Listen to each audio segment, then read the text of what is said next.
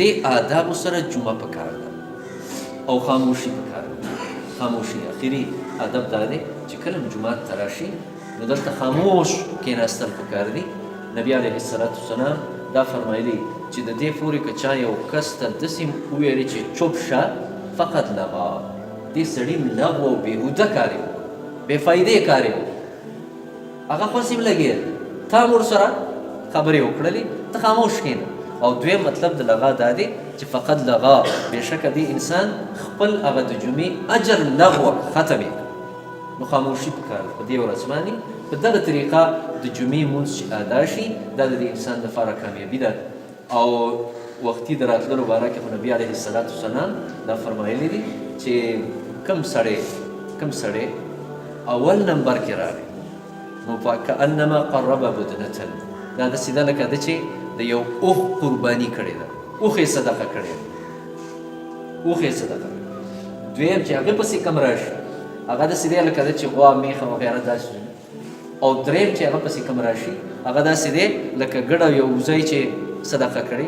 څلورم چې راشي لکه یو چرګ، او پنځم چې راشي لکه د چرګ انډه وغیره دا چې صدقه کړي.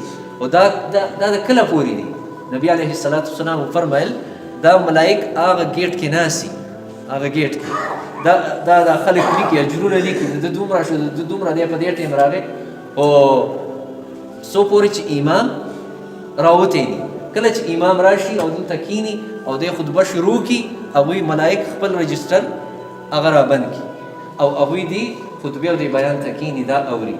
نو دا یو د دې خبرې لږ زیات مخکې مې تاسو ته ویلي وي جمعه کې چې دې خبرې ډېر زیات اهمیت دی.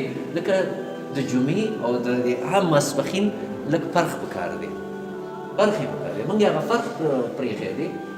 دا اکثر تاسو به د پنجاب ته د پنجاب خلک د جمعې د ورځې ډېر زیات اهمیت ورکوي، ډېر زیات او ډېر تاکید یې کوي.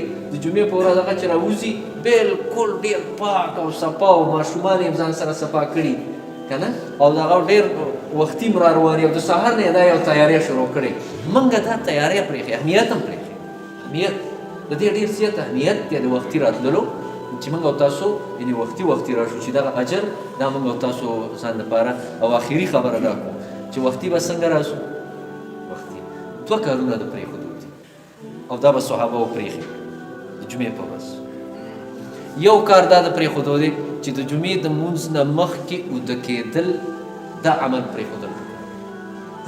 صحابه به د جمعې په ورځ د جمعې نه مخکې نه اوده کېدل، بلکې څه به سهار چې مانځله رال نو د جمعې لمونځ چې به یې وکړو بیا به کور ته لاړل او نور به وختي راتلل.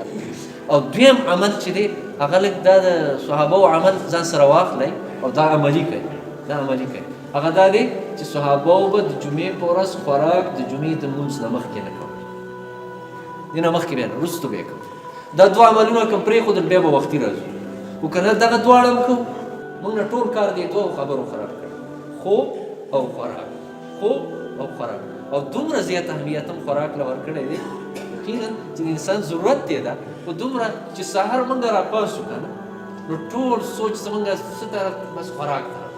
اوس به که خیر چیز بیا د چي نه پس د غرمې غم کوو، بیا د غرمې نه پس د ماښام غم کوو، د منځ کې پکې چایونه راشي که نه، ټوله ورځ رانه دې څیزونو نیولې ده. بس نو د دې خبرو له خیال د ساتلو دی. دا دوه کارونه دي، دا د جمعې په ورځ وروستو کوي، خوب او خوراک. نو بیا به وختي راځو.